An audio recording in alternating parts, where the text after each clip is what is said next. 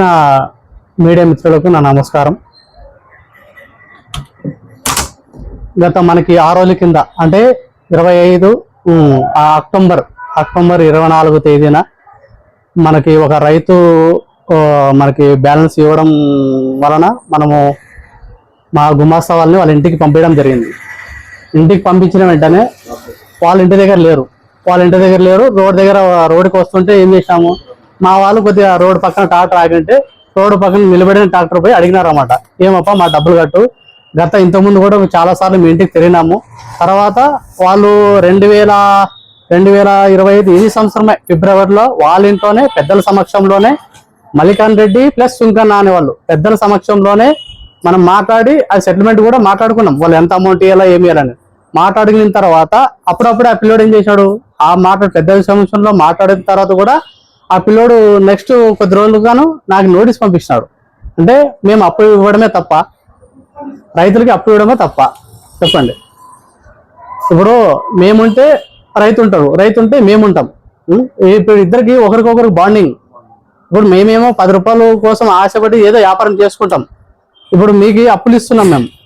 ఈ అప్పులు ఇచ్చిన తర్వాత ఈ సంవత్సరం మీకు 1 లక్ష రూపాయలు ఈ సంవత్సరం 1 లక్ష రూపాయలు పండింది అనుకోండి. ఏదో పరిస్థితి బాగలేదు, మాకు పంట నష్టం వచ్చింది, ఏదో అర్థం కడతాము, నెక్స్ట్ సంవత్సరం అర్థం కడతాము అనకే చెప్పుకుంటే పర్లే. ఇప్పుడు నాకు 3 సంవత్సరాల నుంచి బాగున్నాడు ఆ పిల్లోడు. 3 సంవత్సరాల నుంచి బాగున్నాడు. నాతో బిల్ టు బిల్స్ ఉన్నాయి ప్లస్ 5 లక్షలు బాగున్నాడు. నాకు మొత్తం ప్రూఫ్స్ అన్ని నా దగ్గర ఉన్నాయి. ఆ పిల్లోడు ఇప్పుడు నాకు చెక్ ఇచ్చినాడు, ట్రాన్స్ నోట్ ఇచ్చినాడు. ఎప్పుడు వేసుకోలే. ఒక రైతుకి మనం ఎందుకు ఇబ్బంది పెట్టాలి, మనం ఎప్పుడు చెక్ వేసుకోవాలనుకుంటే అప్పుడే వేసుకుంటుంటే, రైతులు ఇబ్బంది పెట్టాలంటే అప్పుడే ఇబ్బంది పెడుతుంటుంది. వస్తాడులే ఈ రోజు కాకుండా రేపు కట్టాలి అని మనం ఆశతో ఉన్నాం. చాలా సార్లు వాళ్ళ ఊర్లో కూడా అడగండి, చాలా సార్లు నేను ఊర్లో పోయినాను, ఊర్లో అడిగినాను. అయితే కూడా ఆ పిల్లోడు రెస్పాన్స్ లే. ఇంటికి వస్తే ఇంటి దగ్గర కాంట్రవర్సీ చేసి ఏదో మాట్లాడి పంపిస్తున్నాడు. రోడ్డు దగ్గర ఏడన్నా వాళ్ళ ఊర్లో నిలబడితే లేదు ఊరు బయట మాట్లాడదామంటాడు. తర్వాత ఇప్పుడు అక్కడ పోయి మనం కావాలంటే సీసీ ఫుటేజ్ అన్ని చూసుకోండి. మనం ఎక్కడ వర్గారుగా మాట్లాడింది లేదు, ఏమి తిట్టింది లేదు. నిలబడి అడిగినాం, మా బాకి ఎక్కడ వాళ్ళని అడిగినాం, అంతవరకే. దాన్ని వాళ్ళు ఏదో రకంగా మా మీద బురద చల్లాలని కలిసి కాంట్రవర్సీ చేస్తారు. ఇంకొకటి, మా ఎమ్మెల్యే గారు రీసెంట్ గా ఇక్కడ మనకి ఆదోనికి వచ్చి సంవత్సరంన్నర అయింది. నేను రైతుకి అప్పు ఇచ్చి గత 5-6 సంవత్సరాల నుంచి అప్పున్నాడు. తర్వాత 3 సంవత్సరాల నుంచి నాకు బ్యాలెన్స్ ఉన్నాడు.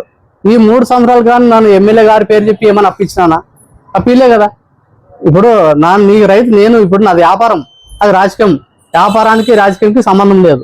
నేను వ్యాపారం చేస్తున్నాను నీతో, నేను మందులు ఇచ్చినా నువ్వు డబ్బులు కట్టాలి, అంతవరకే. కానీ ఎమ్మెల్యే పేరు అంటే అతను ఏదో కొద్దిగా దుష్ప్రచారం చేయాలని అతని పేరు ఎత్తడం, ఆ పెద్ద అతని పేరు ఎత్తడం జరిగింది. ఇది తప్పు.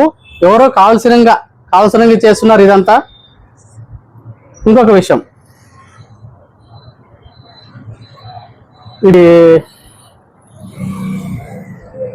పెద్ద బోనేహాలు వైఎస్ఆర్సీపీ పార్టీలో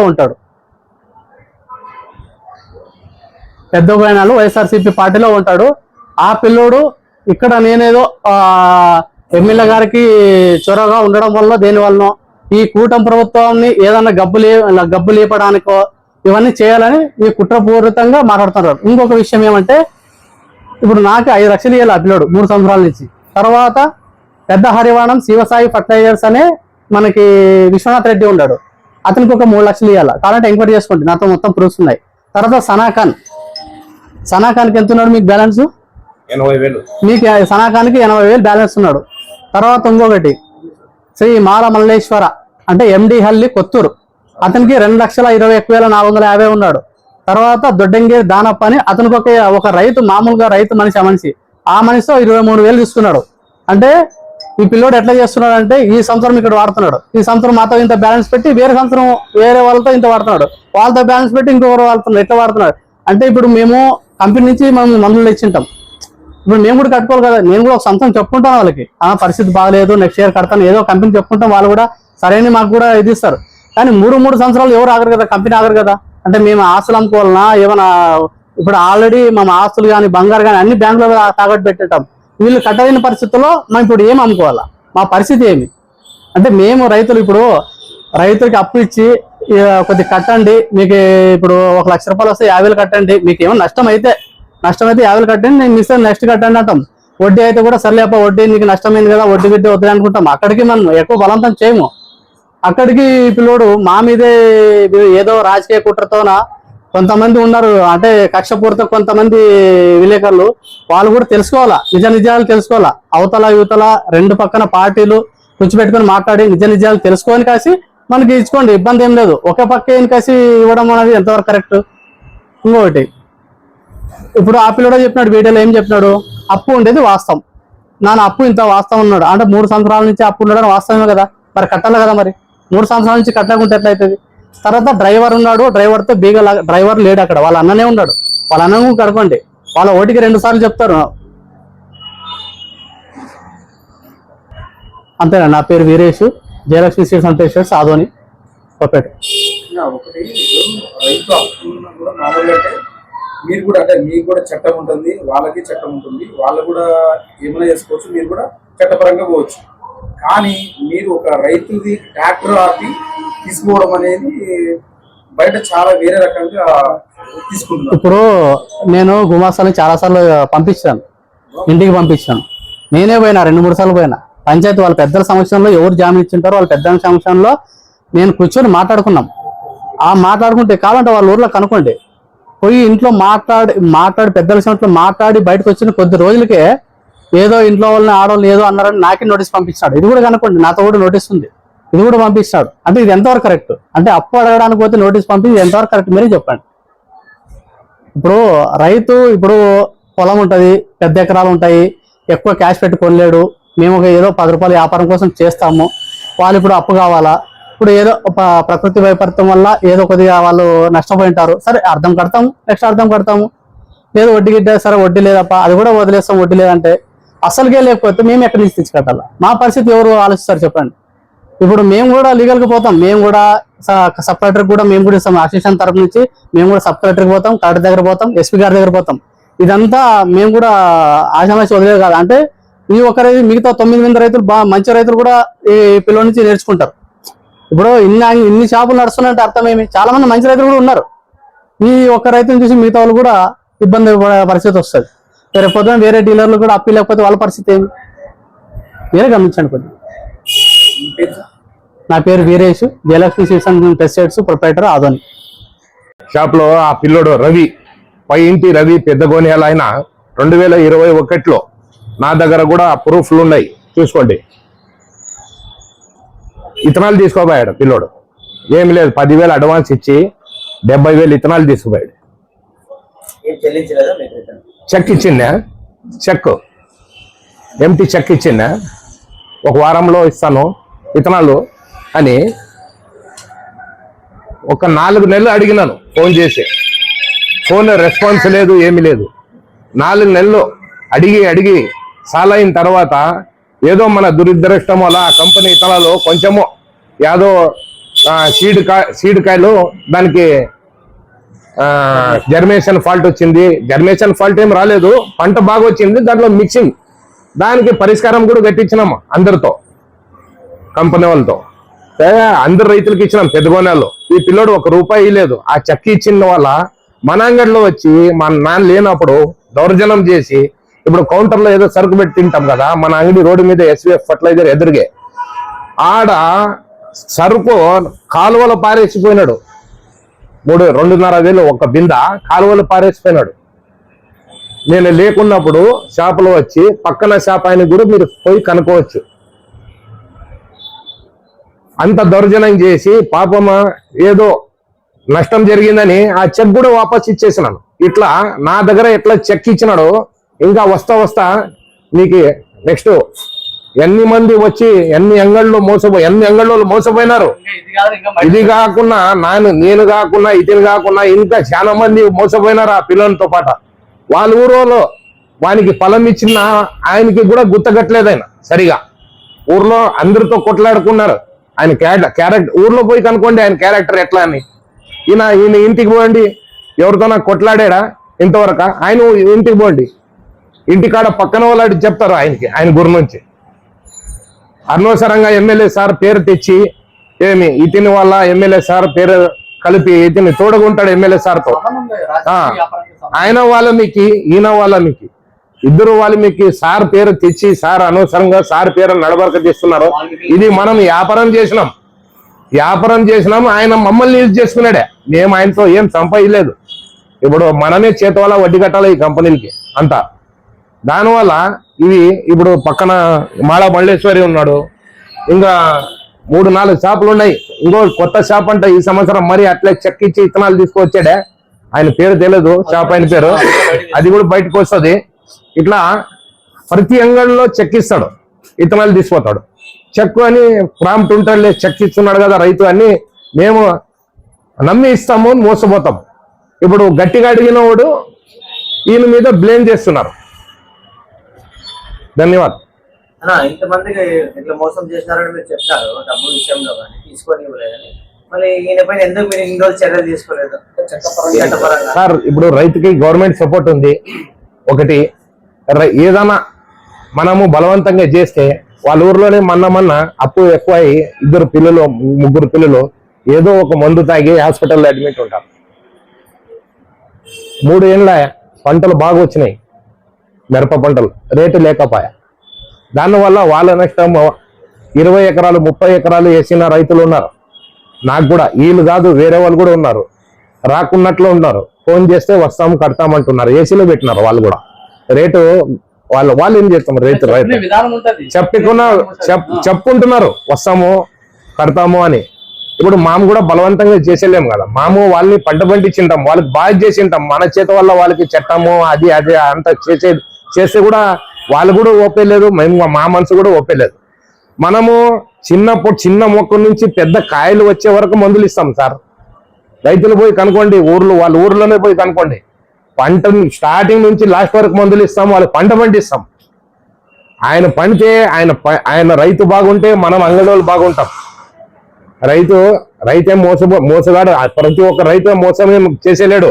ఊర్లో ఒక 10 మంది ఉంటారు, ఆ 10 మంది వల్ల ఊరు మొత్తం చెడిపో పేరు వస్తుంది. ఇప్పుడు రాబోయే కాలంలో ఒక చట్టం తీస్తాం మనం కూడా. వ్యాపారం కాకుండా పర్వాలేదు. ఇప్పుడు మీరు ఇంత కాస్ట్లీ కమర్షియల్ క్రాప్ కి మీరు ఏ రైతు కానీ ప్రతిసారి డబ్బులు పెట్టి వాడాడు. 2-3 ఉంటారు ఊర్లో, మరి వాళ్ళ కష్టాలు. ఇప్పుడు మేమందరూ ఇప్పుడు అప్పు ఇచ్చే ఆపిడిస్తే మీరు ఏడుకోవాలి రైతులు.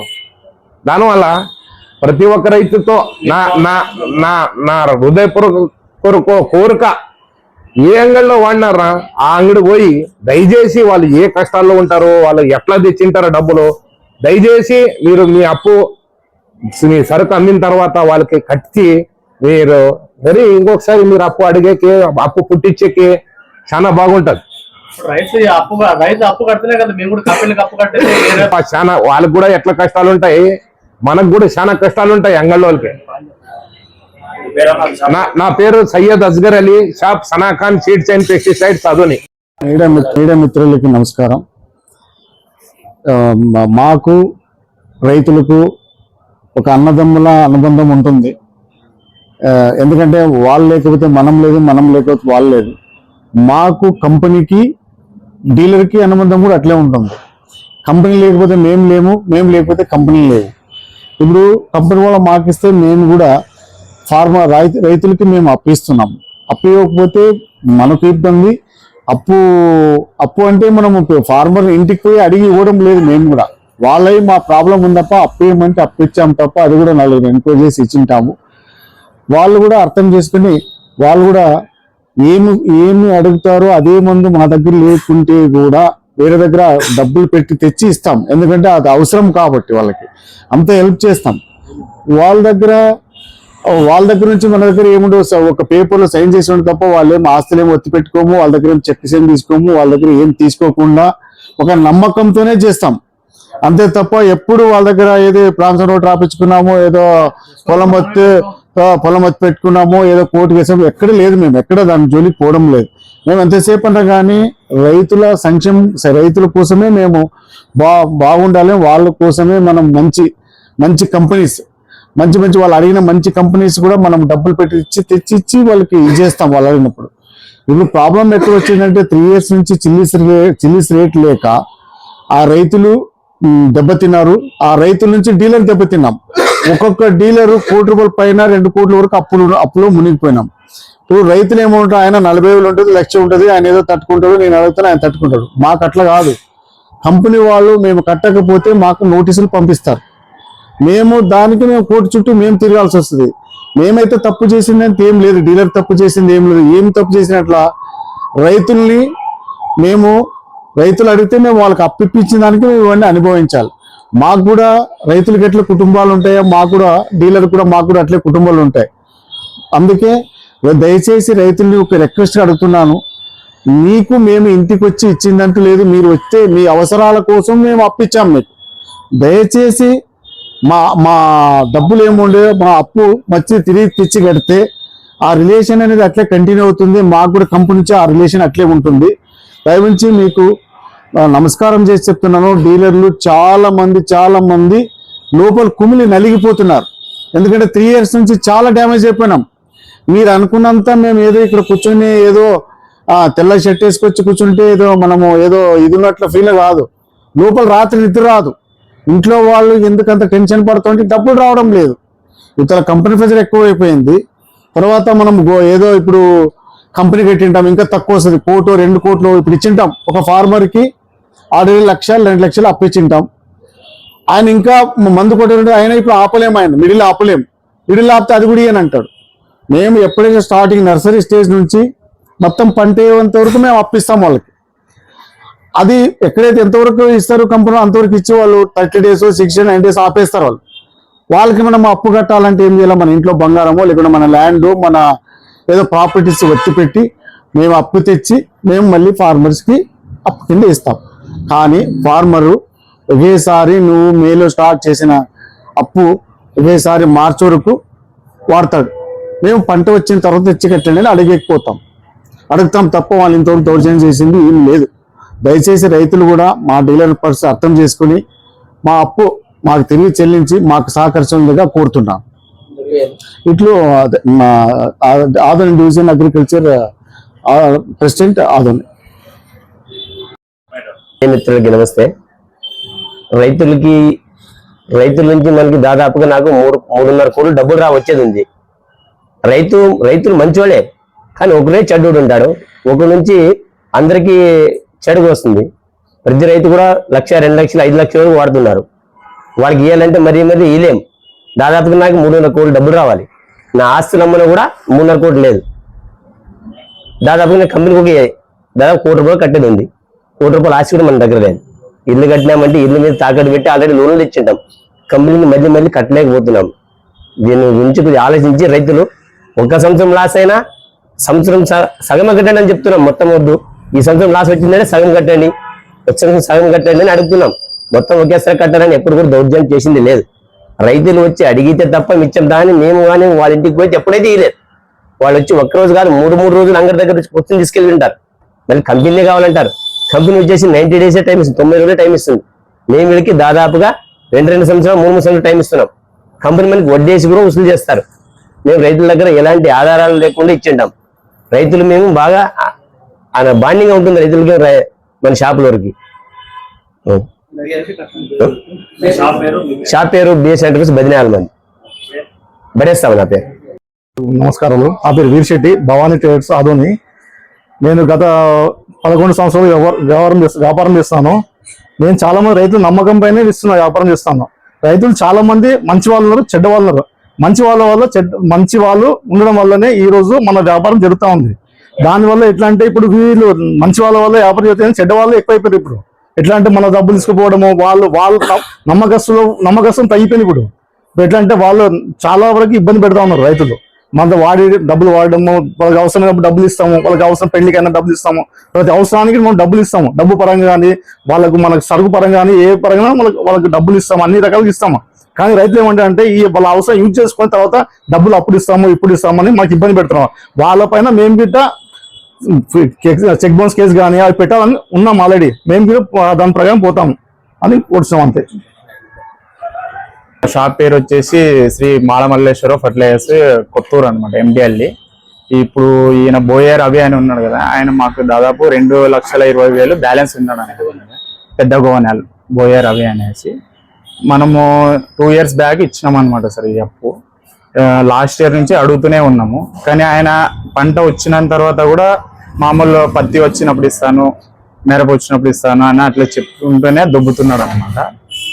ఇంకోటి, మా గుమాస్తాని ఇంటి దగ్గర పంపిస్తే గిన ఏదో వల్గర్గా మాట్లాడడము, ఇస్తాలే అట్లలే ఇట్లలే ఎందుకు వచ్చకపోతావు అంటే మామూలుగా ఫోన్ చేస్తే గిన 10-20 సార్లు ఫోన్ చేసినా కూడా రిసీవ్ చేయడం అనమాట. మామూలుగా ఇట్లే చాలా ఇబ్బంది పడుతున్నాము. Okay, thank you.